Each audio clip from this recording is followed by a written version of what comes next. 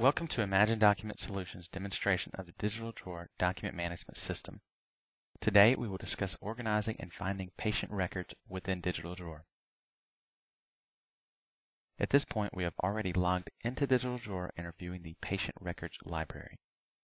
On the left, within the Libraries tab, you will see all of the document libraries that this logged in user has been granted access to. To view the documents within any of the libraries, just click the name of the library. Remember, a document library is simply a grouping of similar types of documents. For this demonstration, we have created 3 libraries: an accounts payable library, a patient records library, and a personnel records library. There's no limit to the amount of document libraries that you can have, and you can name the libraries anything you want. This allows you to customize the organization of your files in order to fit your specific situation. For this demonstration, we will look at the patient records library. In the document grid on the right, each row represents a document. We are currently viewing all of the documents within the patient records library. To view a document, simply double-click on the corresponding row within the document grid. The selected document is opened within the DigitalDrawer document viewer. We will discuss what a user can do with a document in a moment, but first I will explain the main screen in a little more detail. For each library, you can have up to 25 index fields, and you can name these index fields according to your specific situation. These are the column titles that you see at the top of the document grid. The index fields will allow you to easily organize, sort, and locate the documents within a library. Since this library was created to store patient records, we have created 4 index fields. The first field displays the patient's name, followed by the patient's ID number, the date of the patient's visit, and a document description field, allowing you to know what type of document is contained, such as an insurance form or a HIPAA authorization. To find the document that you are looking for, you can do several things. You can sort on any of the columns in the document grid, as well as manually scroll through the list. You can also click on the plus sign next to the library name that you are working with to see the individual folders. For the patient records library, we see a list of all patients in our system. You can then click on the name of a patient to see all documents associated with that patient. You can continue to navigate through the folders until you find the documents that you are looking for. The document grid is now displaying the patient information file for Bill Moore. Keep in mind, all the folders and index fields can be easily customized to fit your specific situation. You can also do a search for documents to allow you even more flexibility in finding the file that you need.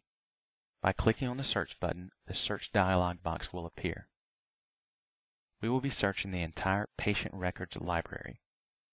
To find a document by a specific index field, you can either type the document's information in the appropriate field, or just select the information from the drop-down list. For example, let's find all of the insurance forms for our patients. As you can see, we have quickly found all the insurance forms that we requested. There is another very handy way of finding documents. At the bottom of the search screen, there is a field titled Document Text. This field will allow you to locate every document in the system that contains a particular word or phrase. This is great for doing research that you otherwise would not be able to do. This will also prevent you from ever losing a document, since you can always locate the document based on the information contained within it. The days of misfiling and losing documents will be over. Once you have found the document that you are looking for, you can simply double-click the document in the grid to open it.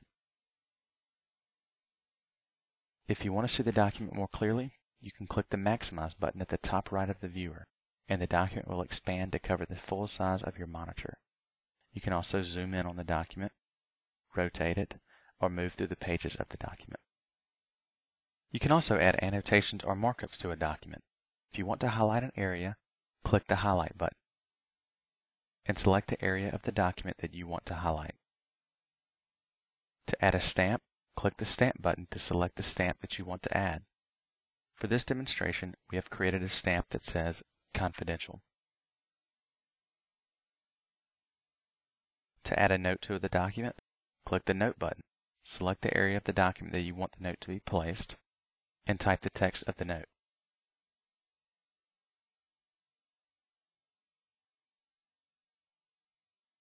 You can resize and move the note to any place on the document.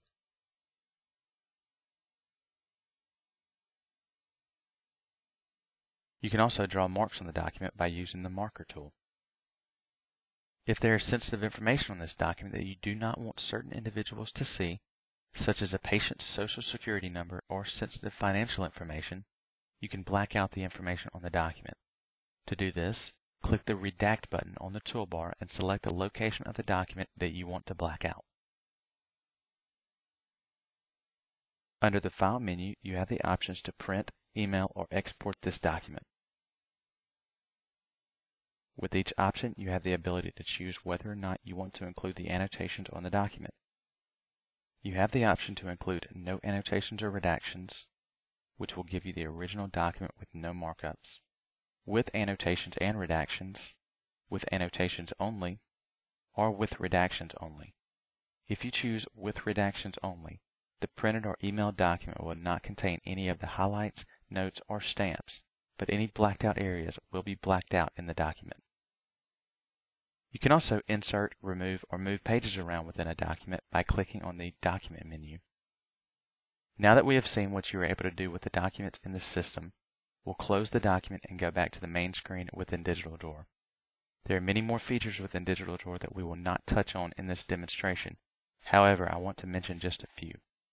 To modify the index data for a library, just click Tools, Toggle Edit Mode to turn on Edit Mode. Simply change the data that needs to be changed and click Apply Changes. You can then turn off Edit Mode. In the event that you wish to print or email multiple documents at once, you can do so within the system without having to open up each document one at a time. Instead, you can simply select all of the documents that you wish to print or email and right-click to bring up a menu. From this menu, you have the option to print or email all of these files at once. Within this same menu, you also have other options, such as copying and moving files from one library to another. As you can see, DigitalDrawer was designed to be very easy to use, but if you need help determining how to do something within DigitalDrawer, there is a complete help manual which explains exactly how to work with DigitalDrawer, complete with step-by-step instructions. This concludes our demonstration on how to organize and find patient records within DigitalDrawer. If you have any questions or are interested in receiving more information about DigitalDrawer, please give us a call at 877-870-9514 or send us an email at info@imaginedocs.com.